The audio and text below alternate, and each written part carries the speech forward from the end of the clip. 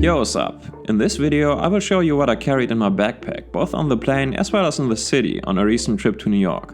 I had a great trip. Thanks for asking. New York is an amazing city and there's just too much to see and do to experience it all within the short time we had there, so we will definitely go back there at some point. If you are interested in what I carried in my pockets during that trip, there's a video about that linked below. Before we get into what was actually inside my backpack though, let's take a minute and talk about the actual backpack itself. Recently, a company called Bagsmart approached me and asked me if they could send me one of their backpacks. I knew the name of the company since they make pouches that pop up regularly in my Amazon recommendations, and I've only ever read good things about them. But I didn't know they made backpacks as well. I told them that I would be interested to check their backpack out, but could not promise to do a video about it, and that if I did, I would be 100% honest about my experience. They agreed, and this guy, which is called the Falco Commuter backpack, arrived a few days before we left. While I will try to be completely honest about my experience of using this backpack, keep in mind that it was sent to me by the company, so at least we can assume that it's one of the best quality controlled ones out there.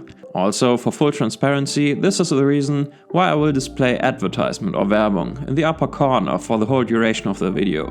But at the same time I want to stress again that all opinions in this video will be my own. I'm not getting paid and I'm not trying to sell it to you, so I don't care whether you buy it or not.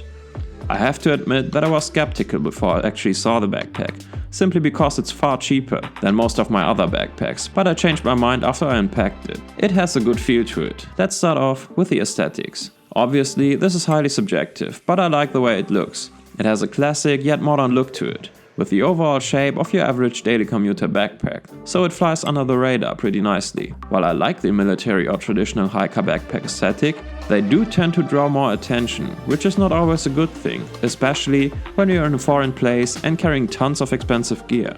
The materials they used are apparently water-resistant polyester, and I have had it out in light rain without any issue or moisture building up on the inside. The zipper on the main compartment is protected by a flap that folds over the zipper, and the zipper of the laptop compartment is reversed to make it more water-resistant. For the small stash pocket on the top, they seem to have used a water-sealed zipper, so overall this is probably as watertight as you can expect from a backpack that is meant to be used for daily commuting. And the bottom part is made out of some sort of heavier duty material. No idea what it is, but it feels solid. There were 5 reasons overall why I decided to take this backpack on my trip instead of any of my other tried and tested backpacks. The first reason was honestly simply because it was new and I wanted to try it out. The second reason was its size. Aside from my Go Ruck, most of my other favorite backpacks are far larger with at least 25 liters capacity.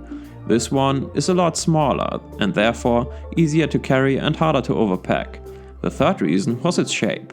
This backpack mostly keeps its shape even when it's not fully loaded, which is a thing that I like a lot and sadly not something I can say about a lot of my other backpacks, especially the more lightweight ones. Which brings me to my fourth reason, its weight. The backpack is incredibly light considering how rugged it feels, and it's a lot lighter overall than my Go Ruck Rucker.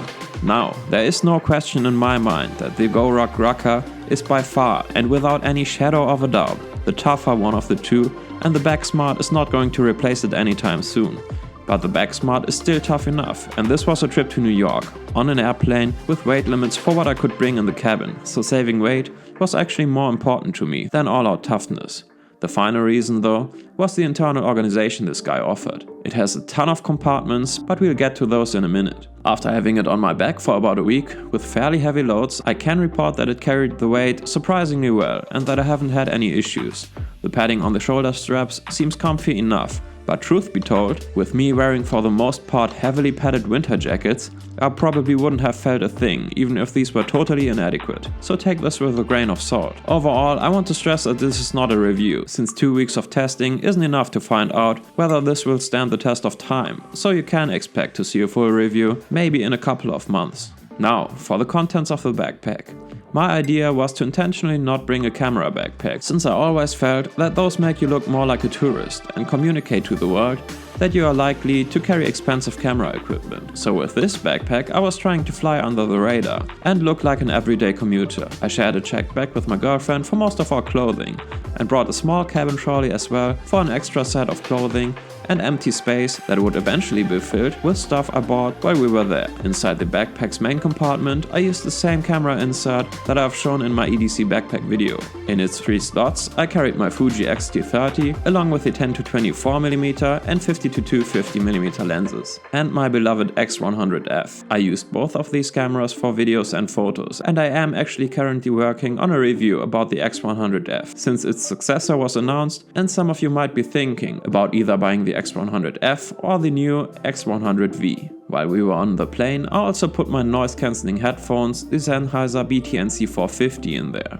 But obviously I left them at the hotel while we were out and about in the city. I also put my cheap GorillaPod lookalike in there, but didn't actually use it. So with all of that inside the backpack, there was still enough space left for me to pack my jacket in there if needed, as well as a pair of gloves. While we were in New York, we were facing temperatures between -7 degrees at the lowest and up to 8 degrees Celsius. Therefore, I brought a fairly heavy-duty parka by Wallenstein called the Kodiaks for the colder days, and my Patagonia Nano Puff along with my Marmot Minimalist rain jacket for those less cold days. I was able to fit the Patagonia as well as the Marmot rain jacket in there no problem, even while carrying all of my other stuff. In the front compartment I carried a pen, as well as my spare batteries, and, since the coronavirus was starting to make the news before we left and I didn't know where this was going, especially in a big international city like New York, 2 face masks by 3M for me and my girlfriend. Just FYI, we didn't use them and I didn't expect to actually need them, but still packed them, just to have the peace of mind. The backpack also features 2 side pockets, which hide away well when not in use, but have enough room for a small to medium sized bottle. So I brought my 720 degrees insulated black 500ml bottle. I only ever used this to carry water, but this was a lifesaver for me and, more importantly, for my wallet, since buying drinks in New York can get pretty expensive really fast. Also, the insulation was useful to keep the water drinkable even when it was below freezing outside. The backpack also features an almost fully opening rear compartment. In this compartment I carried my 15-inch MacBook Pro every day. Aside from me always having my MacBook accessible, there was the benefit of the MacBook providing some stiffness to the back of the backpack, which in turn made it more comfortable to carry for longer stretches of time. There are 2 elastic straps to wrap around your notebook, so there's no chance of it falling out even if you screw up and bend over with a halfway open zipper. In front of the laptop compartment is another slot, which I use to carry all of my documents like my passport, hotel and flight infos, among other things. In front of that, there are 2 small mesh pockets. In the right one I carried a USB charger with a wall plug. On the left one I carried my Maxpedition micro pouch. In this pouch I carried a micro USB, a lightning, as well as a USB Type-C charging cable. On the right side I put my USB Type-C hub, which is a piece of crap, but it's got an SD card reader, so I will keep it around for now. And also I carried a small and slim 500GB SSD by RevPower. What can I say about this?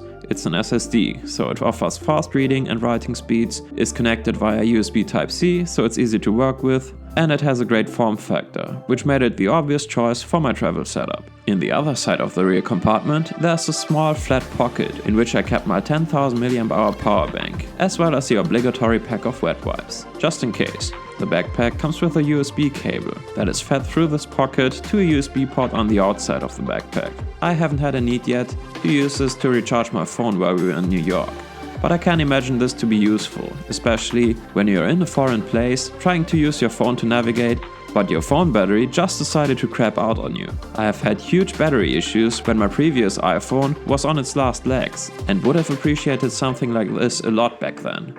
Finally, on top there's a small pocket in which I carried my sunglasses and some peppermints. And to round it all off, there is a strap on the back that you can use to mount the backpack on top of your carry-on suit, which is always a nice touch. And that's pretty much it, and that's all I got for you today.